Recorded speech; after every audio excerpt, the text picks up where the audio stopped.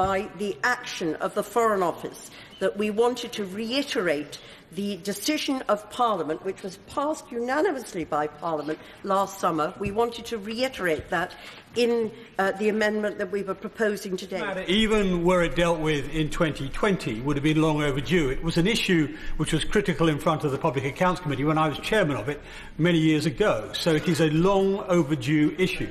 Secondly, it's not a question of the will of the House. It's a question of the laws passed by this House. The intention of the House was that the instruction to bring an order in Council in 2020 was in order to be carried out in 2020, and that is clear from the Hansard at the time. As the Right Honourable Lady says, the business that's been pulled today was about protecting the reputation of the City of London.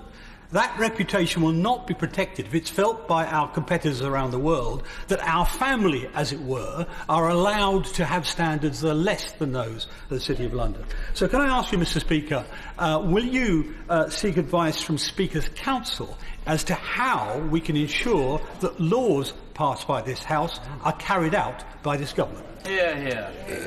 Thank you. Point of order, Mr. Hilary Benn.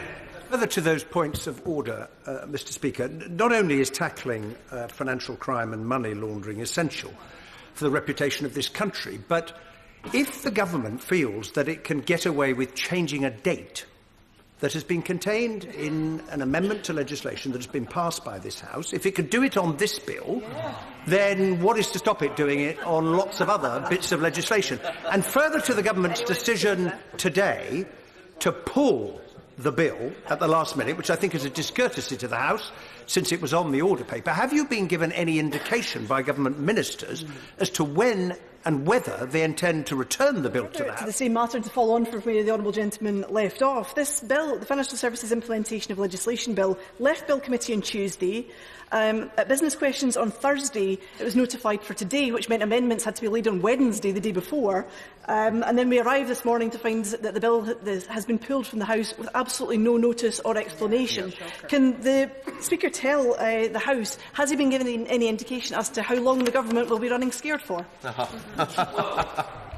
First of all, can I say to the Right Honourable Member for Sutton Coldfield, to the Right Honourable Member for Barking, the Right Honourable Gentleman Member for Alton Price and Howden, and the Right Honourable Gentleman Member for Leeds Central, before I turn to the Honourable Lady, the Member for Glasgow Central, that it is a most unusual state of affairs, though extremely welcome in parliamentary terms, that two former Secretaries of State for International Development from either side of the political divide and two former chairs of the Public Accounts Committee from either side of the political divide should be present in the chamber at the same time and apparently acting in concert to highlight their grave consternation about this important matter. Their efforts, which may or may not have been coordinated, have been underlined and buttressed by the Honourable Lady, the Member for Glasgow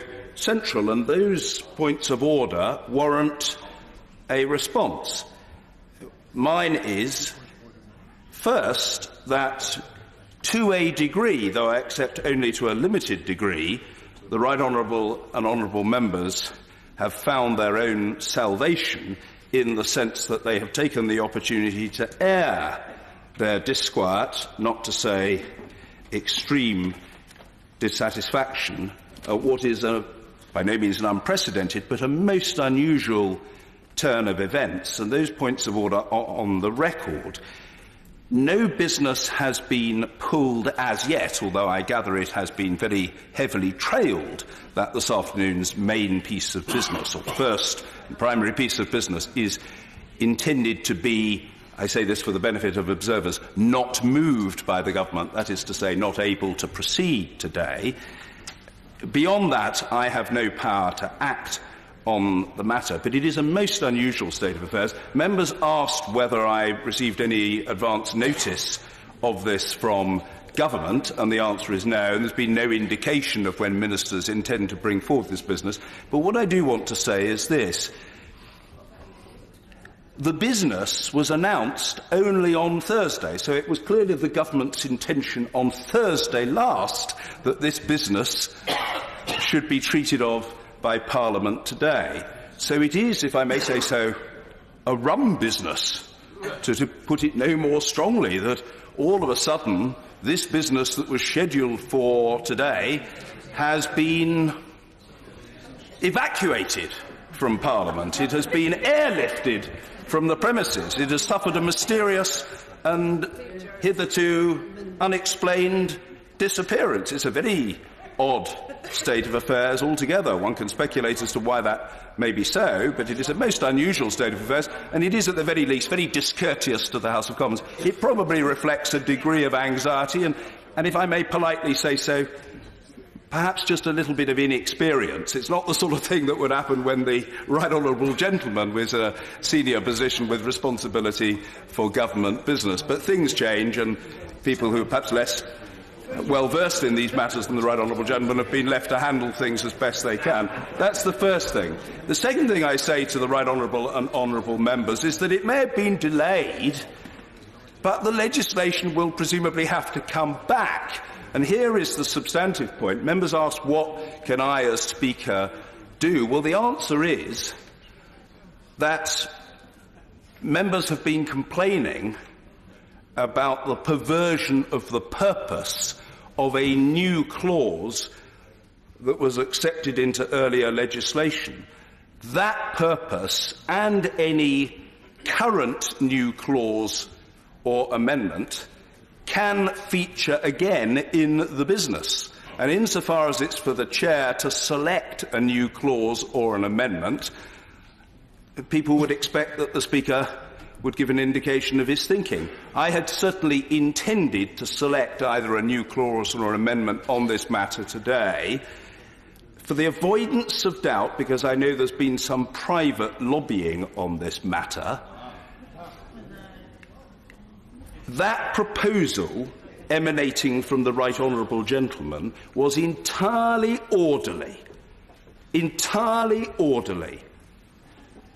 And therefore, whatever others thought of it outside this place, or even beyond this country, it would have been perfectly proper for it to have been debated and voted upon in this House.